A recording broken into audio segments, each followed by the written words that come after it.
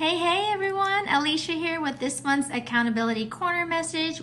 With Thanksgiving approaching and everyone getting in the holiday spirit, myself included, I thought that we could talk about gratitude and how it can be a bridge to one being accountable. First, let me give thanks to the hospitality room for generously giving me this opportunity to share and shine. Thanks guys. There have been studies, you all, particularly Dr. Evans and his research team at the University of Baylor, that have gained a lot of ground in the last few decades, centered around the idea that accountability could be considered a virtue. Are you not familiar with what a virtue is? Well, let's just tackle that real quick. A virtue is basically like a behavior or a quality trait that is considered morally good. So an example would be like honesty, generosity, self-control.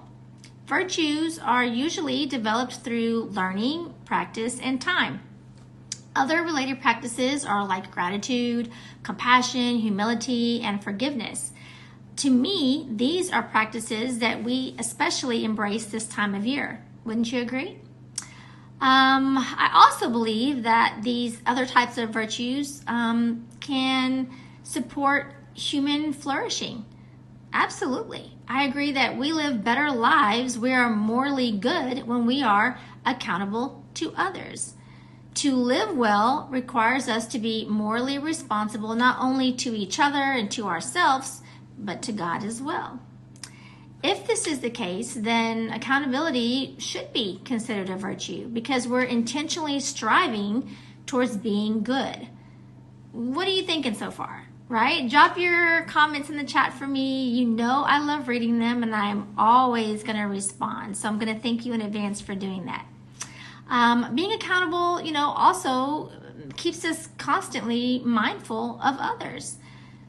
Ideally, you make better decisions in every area of your life if your actions are considerate of others. Wouldn't you agree? It has a positive effect of creating a desire, I think, within you to be an asset to others, to be a giver, a helper in some way within your circle of influence in your community. Which brings us actually full circle to my opening remarks. This time of year, we tend to volunteer more. We donate to charities. We give strangers. We pick from the angel tree and go shopping for people we don't even know.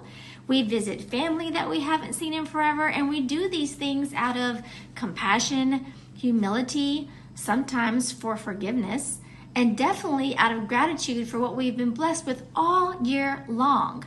So knowing how significant these decisions can impact others that we care about and those that we just met, why not choose to operate this way year-round, you all, instead of as like this end-of-year act of kindness or this seasonal tradition? This is actually a call to action request, to consider being a cheerful giver, to be mindful of others, to be accountable all year round. I have recently fallen in love with this author by the name of Ed Milet, and he wrote a very powerful book. It's called The Power of One More. And in chapter 14, he talks about embracing inconvenience as a way of life. He writes that, going with the flow, chilling, that means that you'll never take any heat, that you'll never be uncomfortable, that you'll never be inconvenienced. So when you don't make sacrifices, you also never do anything great either. So I want to challenge you to be the good others need all the time. And I promise you, you'll have a ton to be thankful for as a result. All right, y'all. Until next time, have a safe, fun, and enjoyable Thanksgiving. Don't do anything I wouldn't do, and if you do, name it after me. Don't drink and drive. Have an extra dessert, and try a side dish that you have avoided in the past. You never know what you've been missing. Peace, y'all.